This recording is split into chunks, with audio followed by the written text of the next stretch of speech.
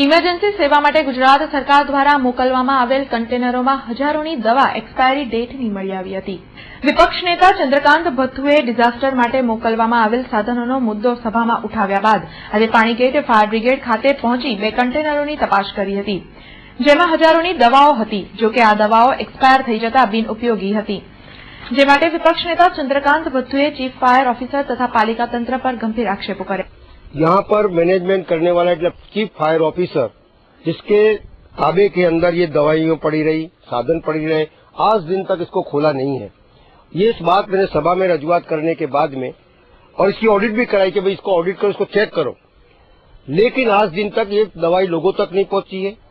फर्ज के प्रति बेदरकारी जो करी है और जिससे सरकार को भी नुकसान हुआ है और शहरी जनों को जिसका लाभ मिलना चाहिए लाभ भी नहीं मिला है। इसके लिए ऐसे व्यक्ति के ऊपर फर्ज के ऊपर बेदरकारी का केस होना चाहिए और ताकि दूसरे को नसीहत मिले। डिजास्टर मैनेजमेंट में जो भी दवाइयां और जो भी औजार आवे वो तुरंत लोगों के काम में उपयोग में आना चाहिए, ऐसा मेरा मानना है। और ये बेदरकारी के लिए मैं फिर से सभा में बोलकर इनके ऊपर कायदेसर केस करवाऊंगा। मेरा कहने का मतलब ये, जब कंटेनर खोले हैं तो डॉक्टरों को, जो भी अभी मेडिकल, जो भी फायर ऑफिसर जिसको 4 सौंपा गया है, उनको बुला के, डॉक्टरों को बुला के, टीम बुला के, इनमें से जो दवाइयां काम में आती, जो औजार काम में आता है, वो लोगों तक पहुंचे, ऐसी व्यवस्था करनी चाहिए, ऐसा मेरा मानना है। हाँ, वो भी डिजास्टर मैनेजमेंट के अंदर 3 कंटेनर थे, 2 यहाँ पर पड़े, 1 वहाँ पर पड़ा है। उसके अंदर साधन भेजे थे, उस साधनों को खोला तक नहीं है। और हर साल बजट के अंदर नए साधन खरीदने की दरखास्त आती है। अगर हमारे पास साधन है तो उसको उपयोग में क्यों नहीं लिया जाता है? वो भी फर्ज की बेदरकारी है। ये दूसरा नमूना है, काम नहीं करना, नए कामों का प्रस्तावित करना, नए काम मंगाना, रुपये खर्चा करना कॉर्पोरेशन के, और सरकार में से आए हुए कामों को जो औजार आए, जो दवाई है, उनको उपयोग में नहीं लेना। उल्लेखनीय है कि सरकार द्वारा अपाती व्यवस्थापन में मोकलायेली आ सामग्री 2 वर्षथी कंटेनरों पड़ी रही थी, तेनो कोई उपयोग न थयो।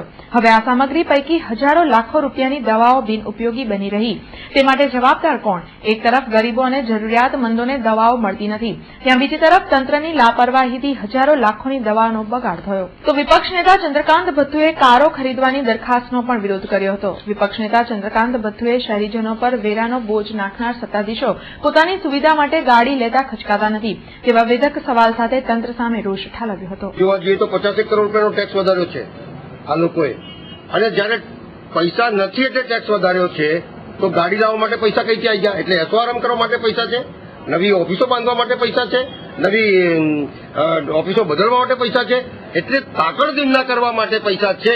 અને વડોદરા શહેરના ઉપર ટેક્સ માટે વડોદરા શહેરના નગરજનો પર ટેક્સ વધે, બોજ વધે, એના માટે કોઈ પણ નીતિ અપનાવો, પણ પોતાના આયસામાં કમી ના થવી જોઈએ। આ શાસકો, જે સત્તા ઉપર જે અધિકારીઓ છે, એ ખરેખર ટ્રસ્ટી થઈ ગયા છે અને ખરેખર ટ્રસ્ટી નોકર થઈ ગયો છે એવું મને લાગે છે। જ્યારે ટ્રસ્ટીઓની ગાડી પાછી જતી હોય તો તમે આવી દરખાસ્ત લાવી કઈ રીતે શકે, એ જ જોવાની વાત છે। જ્યારે પણ આ મુદ્દો સામાન્ય સભામાં આવશે, તમારી પાસે દરખાસ્ત અત્યારે તમે વિરોધ કરશો? અમે ચોક્કસ વિરોધ કરવાના છે, ચોક્કસ જ વિરોધ કરવાના છે, અને પૂછવાના છે એમને કે ભાઈ આ દરખાસ્ત જે તમે લાયા છો, એ દરખાસ્ત તમે કઈ રીતે લાયા, એ એની સમજણ પાડો।